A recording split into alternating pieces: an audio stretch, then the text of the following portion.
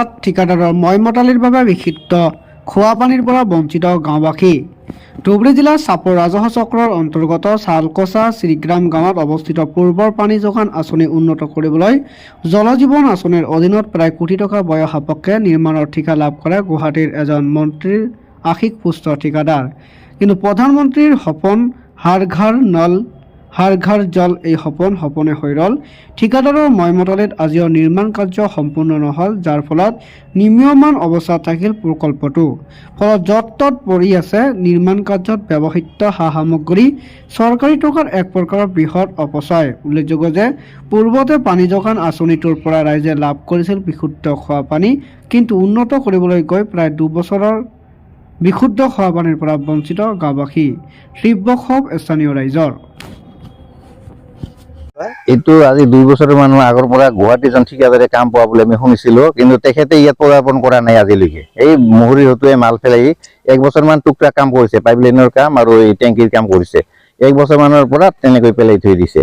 এতিয়া আগত যিখিনি আমাৰ কানেকশ্যন আছিল, আমি পানী পাইছিলো, সেইখিনি কানেকশ্যন খুলি থৈ দিছে। এতিয়া আমি পানী পাবৰ কোনো উপায় নাই, আমি তেনেকৈ আমাৰ পাব্লিকে চলি আছে।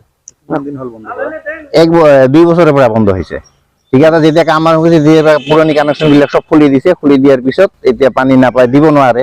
যিহেতু সিহঁতৰ এজন ফৰ্ট আছে, পাব্লিক হেল্থৰ আছে, তেখেতৰো কোনো কাম নাই। তেখেতে আমি শুনা হিচাপে প্ৰত্যেক চব মাহতে এবাৰ কৰি অভিযোগ জনাই আছে, কিন্তু অফিচে কোনো কেৰেপ কৰা নাই।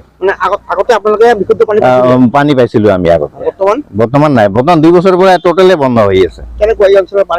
পানী আমাৰ খুব আইৰণযুক্ত পানী। আৰু ইয়াৰ আমাৰ যিখিনি গাঁৱৰ যিখিনি পানী কভাৰ কৰে এৰিয়া, এইখিনি আপোনাৰ 80% দুখীয়া মানুহ। নিজাববীয়াকৈ যে কিবা বিশুদ্ধ পানীৰ ব্যৱস্থা কৰো, তাৰ কোনো উপায় নাই। ইয়াৰ এইটোৱে মানে কমপ্লিট ভৰসা ইয়াৰ ওপৰতে, পাব্লিক হেল্থৰ ওপৰতে।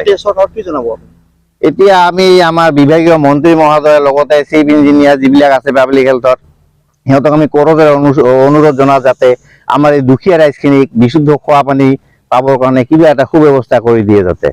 আপনার যে ঠিকাদারের কাম পাওয়ার পিছত থাকি 2 বছর হল আরম্ভ হওয়া, এই 2 বছরের পরে বন্ধ। আগতে সেই রানিং আছিল, চলি আছিল, এই 2 বছরের পরে বন্ধ হয়ে গেছে। আসলে নাম কি আছিল? এইটো জনস্বাস্থ্য কারিগরী বিভাগ, ঠাইখন শ্রীগ্রাম 4th খণ্ড। ইয়াত মানে কোন ঠিকাদারে কাম কৰিছিলে? এইটো আপনাৰ ৰাজ গোহাই, গুৱাহাটীত।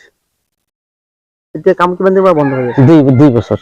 কাম আৰম্ভ কৰিছিলে? কাম আরম্ভ করছিল, মানে 2 বছরের পরে কাম আরম্ভ অলপ অলপ করে এনেকে রাখি থৈ দিছে। আপনি জনাইছিল না? বহুত বার জনাইছো, প্রত্যেক মাহে জনাইছো, প্রত্যেক মাহে মই অফিসতো জনাই আছো আৰু অফিচাৰো জনাই আছে, তথাপিও নকৰে কাম।